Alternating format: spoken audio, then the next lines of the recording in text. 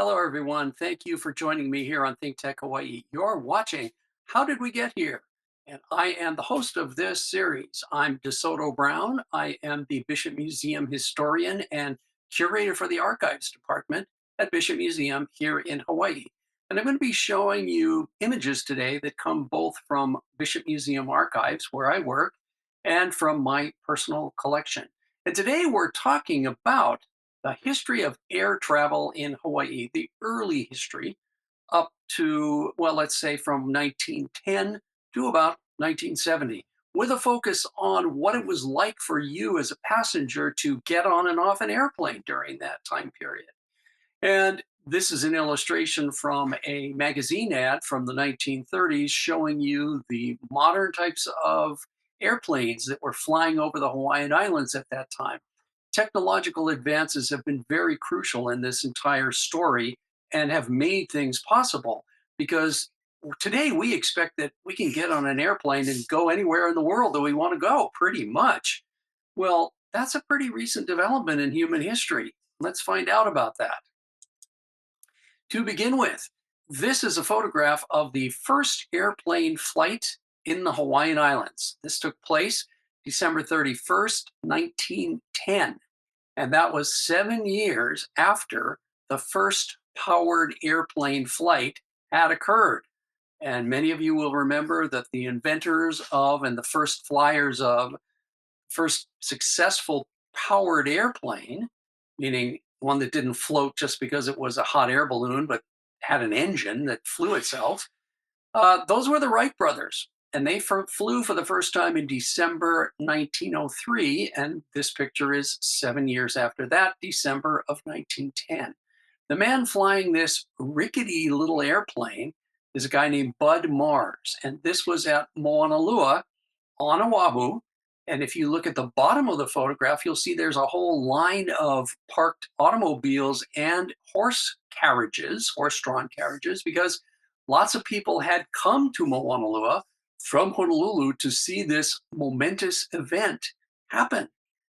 And they got their money's worth. Well, they didn't pay for it, but they got the satisfaction of seeing an airplane fly. Airplanes at this point were so basic and so rudimentary, they really couldn't carry any passengers. They might be able to carry one person. There was no cockpit, there was no enclosure, there was no fuselage. It's just the wings, the engine, and the people. And obviously, it was not possible to carry passengers on airplanes at this time. Well, following this flight, even though civilian air travel did not travel, but airplanes did fly, it was primarily the US military that continued to push and use airplanes in the Hawaiian Islands. And the first airfield was created on Ford Island in the middle of Pearl Harbor, 1918, thereabouts. It was called Luke Field, belonged to the US Army. The first airplane flight from California to the Hawaiian Islands occurred in 1925, and that was a US Navy airplane. And so those were the organizations that were really pushing air travel at that time. However, in 1929, the first passenger air service began, and that was on November 11th, 1929. Inter-Island Airways began flying passengers for the first time. And Inter-Island Airways used Honolulu Airport. Honolulu Airport had been dedicated in 1927, but there wasn't very much to it because there weren't a lot of airplanes yet. And it was Inter-Island Airways that were really leading the way in the concept of carrying passengers on airplanes. Inter-Island was a subsidiary of the existing Inter-Island Steam Navigation Company, which ran passenger and cargo ships between the Hawaiian Islands. So the company took the next step into the next kind of transportation by starting an airline. And at Honolulu Airport, Inter-Island Airways occupied two hangars or large warehouse-like buildings. This photograph from the early 1930s shows you one of those buildings, and as you can see, it's very clearly labeled Inter-Island Airways with one of the planes in the foreground. And on in the picture that you're looking at here, this one of the two buildings, the important part is on the lower right. Along that side of the building, you see striped canvas awnings, and then you see a little fenced lawn and a hedge and some trees. This part was where passengers went on the inside, paid for their tickets, and then waited in the waiting room before they got on their airplane to fly to another island. And if you look down from the second floor of this building and the view that we're looking at right now, a few years later, you would have seen a scene like this, looking down on one of the inter-island airplanes with passengers going through the gate to get aboard. And you can see that the passengers have to go up a stairway to go into an open hatch on the top of the airplane, where they would then walk down a small interior stairway to get to their seats. All of the Inter-Island Airways planes at this time were amphibious. That meant that they could land on or take off from both water and runway on land. So in Honolulu Airport, the planes only took off on runways, as you can see. And in fact, all of their scheduled stops throughout the islands were on land. But occasionally, the planes did land on the water in some locations for special events, but not as a regular scheduled event. And the reason that Inter-Island Airways used these planes that could do both was to make people feel more secure, because at the time, air travel was still quite new. Not everybody was comfortable with it because it was kind of scary. And the idea of being able to land on the water instead of crashing into the ocean was one of their selling points. These planes were in use through about 1940 or 41, and then Inter-Island changed to regular DC-3 planes that only used runways on land. And you're thinking, what happened to Inter-Island Airways? Is it still in business? Well, yes, it is, because in 1941, it changed its name to Hawaiian Airlines. And Hawaiian Airlines today obviously does not stick to just flying between the Hawaiian Islands, because it flies internationally. And here's a photo of a Convair airplane at Honolulu Airport in 1959. Well, obviously, Hawaiian today flies much larger planes over much longer distances. And it just recently, as of last year, has merged with or been bought out by Alaska Airlines.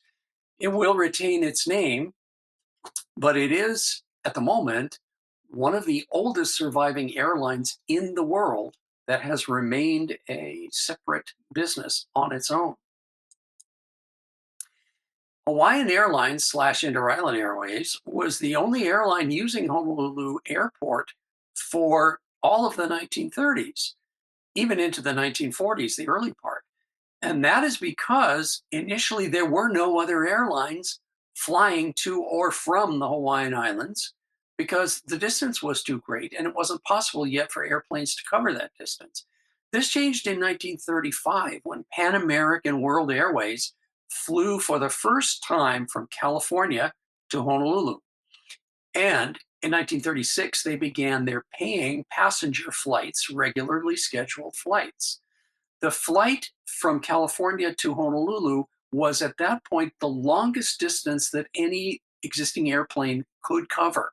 But it was just the first leg of Pan Am's route all the way across the Pacific. And Pan Am planes had to make multiple stops at islands across the Pacific before they got all the way to Asia. But in the 1930s, the idea of flying across the Pacific Ocean was an astonishing one. Here's a photo of the second of the two types of planes that Pan Am used during this time period in the 1930s. And if you look at the caption handwritten on the bottom of this photo, you'll see it says giant Boeing Clipper, and all Pan American airplanes were called Clippers, Pearl Harbor, because all the Pan Am planes took off from and landed on water. So they only used Pearl Harbor and they did not land at Honolulu Airport. So, say you're on this plane and you've landed on the water, how do you get to the shore? Well, your airplane ties up at a dock. So it's like you were getting on and off a boat rather than an airplane. And you'll notice that the people in this photograph are getting off the plane again, like with the previous photo I showed you of the Inter Island Airways plane, through the top. They walked up a stairway, came out the hatch, and walked down a stairway. The plane that I just showed you, the previous Pan Am plane, was the later version, the later, more improved version of the plane that they were using. And the hatch or the door to that plane was on the side. So it was like getting in and out of an airplane today. Say you've just gotten off this airplane and you're walking on the dock. What's going to happen when you walk up the stairs in the foreground? Well, you would walk onto this wooden walkway. It goes to the building that Pan American was using at that time in the 1930s. This was on the Pearl City Peninsula of Pearl Harbor. And what you're looking at was originally built as a private home. The Pearl City Peninsula had been subdivided to be an upscale subdivision starting around 1900. Homes were built there, large homes like this one. During World War II, the US Navy took over the entire peninsula, condemned all the private property. So today, this house no longer exists, and you can no longer, as a civilian, simply go to the Pearl City Peninsula and see this site. But as amazing as Pan American was, and as important a company as it was, you can see that here, its facilities were still pretty rudimentary. Pan American had a monopoly on air travel to the Hawaiian Islands until the late 1940s. And it was at that time that the federal government gave two other airlines, the first two other airlines, permission to fly to Honolulu. So Pan American had first competition from United Airlines, and then it had competition the next year from Northwest Orient Airlines, as you see in these advertising stickers and the advertising booklet that's on the right. So Pan American, with this newfound competition, had to do several things. They first had to improve their service by using modern, more up-to-date airplanes than the seaplanes they had been using. So they began to use Honolulu Airport, as the other two airlines were. They also had to lower their fares. And with competition, all three airlines began to advertise extensively for the first time air travel to Hawaii. This gave air travel to the Hawaiian Islands a very big push. And this is the airport that all three of these airlines and other airlines used at that time. This is the first Honolulu airport. It was constructed during World War II by the US Navy. And after the war in 1946, the Navy was prevailed upon to turn it over for civilian use. So this is the control tower, as you can clearly see, and up on top is the room from which the air traffic controllers looked out over the runways of Honolulu Airport. And it was very distinctive because it had this word aloha on the front of it. This is the first Honolulu Airport. This is the one that I remember when I was a little kid, because this is the airport I traveled in and out of. And another view of the airport shows the control tower on the right, and in the foreground, you see an open area with just the pillars with open space behind them in this building closer to us. That was the only ticket lobby, check-in lobby, and waiting area for passengers at the time. So when you were leaving, you went in and checked in there, you sat on couches in this big open room, and then you walked out when it was time to get on your airplane to the right. And if we now take another view of this scene, we look at the area in front of that terminal building. And as you can see, it's just paved with the same material that is used for the runway. And there's only a short chain link fence and a hedge that separates you, the passengers, and everybody else from being able to walk out on the runway. And this is how you got to these airplanes. And as you can see, these are the state of the art propeller airplanes of that time period that passengers flew on. To get to your airplane, you walked through an open gate in the chain link fence where these two people, this couple, is standing at Honolulu Airport.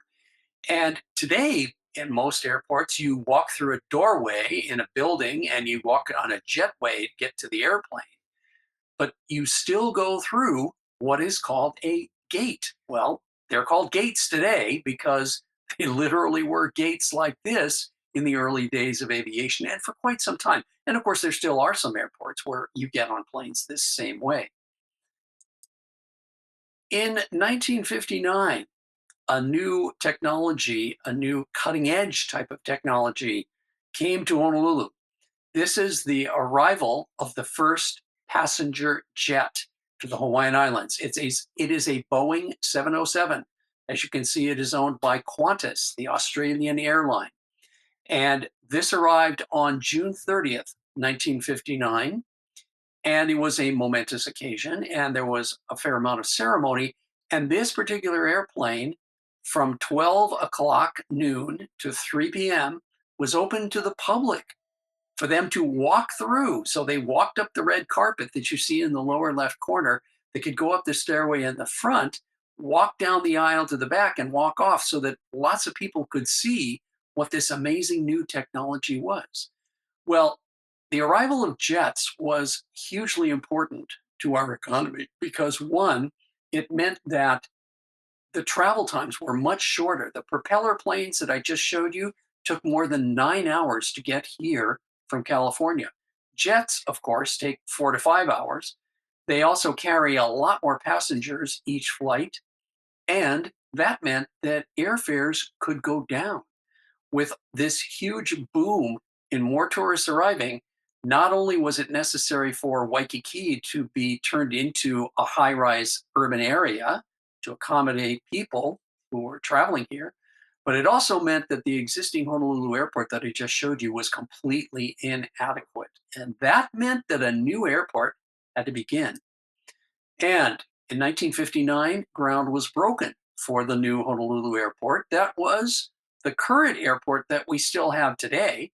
And it was built in a different location so that it could continue to use the same runways that had already been built. The previous airport that I showed you was on Lagoon Drive. And this airport is the one that we still have today that you access from Nimitz Highway. And in this picture, which was taken in April of 1961, the basic airport structure is there. In the center was the high-rise building, high-rise-ish, the tower, which is 11 stories. And the air traffic controller's lookout is on the top of it. And then on either side of it that you see in this picture are the two original check-in and ticketing lobbies that existed at the airport at that time. And notice these girders that have been set up for these two ticket lobbies, because I'm about to show you them again. But just before that, we'll see what the airport looked like when it was finished. This is a 1967 photo. And the airport was designed by its architect, who was Theodore Vieira, to have an imposing appearance as you approached it. So the central tower was the main thing you saw, and it was flanked on either side by two-story low buildings. Well, this imposing approach was only there for a very short time, was only visible because less than 7 years later, in 1969, construction began on a parking garage to take the place of the open parking lot, which was already in place at that time. And that meant that when that parking garage was finished a year later and opened in March 1969, you no longer had that view of the airport as you approached it. You no longer saw that 11-story tower with the low buildings on either side of it because they were completely obscured by this parking building. And if you look carefully in this photograph in the upper left corner, you can just see the top of that 11-story tower with the air traffic controller's lookout, as I said, on the top. And this open area, formerly open, has been filled in by increasing numbers of buildings since this time. So the airport today doesn't look anything like it originally did when it was first opened. Here is the airport on its opening day, October 15th, 1962. And the central part of the airport in this aerial view is still there today. It has been added to a great deal. It no longer looks like this. The central part that's sticking out towards us has also been enlarged a great deal. The four jets that you see here, the two Pan American planes and the two United planes, those were the first jets to take off from the new Honolulu airport. And remember Hawaiian Airlines? Well, I've been talking about that. They moved from their original 1930s hangars, which stayed in use up until this airport opened in 1962. And this was the Hawaiian Airlines terminal at that time. It was replaced in about 1980 by another one that was to the right of this view. And then the current Hawaiian Airlines terminal is located right where this is. But of course, this has been wiped out and the new structure looks entirely different. And this picture dates from 1965. I showed you the picture of the of the terminal under construction. Well, remember those girders I told you to look at? Here are those same girders supporting the two original ticketing and check-in lobbies of the Honolulu airport, which were at the base of that 11-story tower. These are still in use today, but they've been added to considerably, and they've been changed on the interior so they don't look like this anymore. But if you happen to go to the airport and check in, you can see that these two original lobbies and those girders that you see here on the ceiling are still there today. After you had checked in at one of these lobbies, you would walk through a passageway to this area. This was the main waiting area of Honolulu Airport, and it is still available, still in use today, although very much added to, and it no longer looks anything like this. But what's notable is that in this picture on the left side, it's entirely open to the open air. There are large open windows. It's still like that today. Honolulu Airport still does have large open areas. There's a lot of enclosed air-conditioned areas, but some of the original open areas are still in use today, fortunately, because we have such an amazingly wonderful climate here. Well, after you had spent enough time waiting here to get on your airplane, you could walk to your gate. And the gates look like this. And this is amazingly rudimentary. It's just a cement enclosure with a wall, a low wall on one side that separates you from the outside. Again, totally open air. You just sit down on some plastic seating in a concrete room. And at that time, there was no security check-in. There was no security whatsoever. No luggage got checked. No luggage got x-rayed. No people went through an x-ray machine. Everybody could walk around wherever they wanted, whether you were a ticketed passenger or not. And that meant that you could accompany people to the airport and sit with them and wait with them till they got on the plane. So to get on the plane from this waiting room, from this gate, you would have walked to the left through a door, and you would have ended up outside on the runway, where you would have walked to a stairway to go up to the door of your jet. And there are still, of course, airports that function this way, but certainly not Honolulu Airport, where we use jetways and we have for over 50 years. If you look carefully in this picture in the lower left corner, there is a man in a wheelchair. And the problem with using this type of system is that if you can't walk upstairs, the only way for you to get up to the door of the airplane is to be put on a forklift and lifted up to where you can roll through the door. And that's the way it had to be at this time. Well, again, if you were accompanying someone to get on an airplane, you, after they had walked through the gate, you could go up a stairway.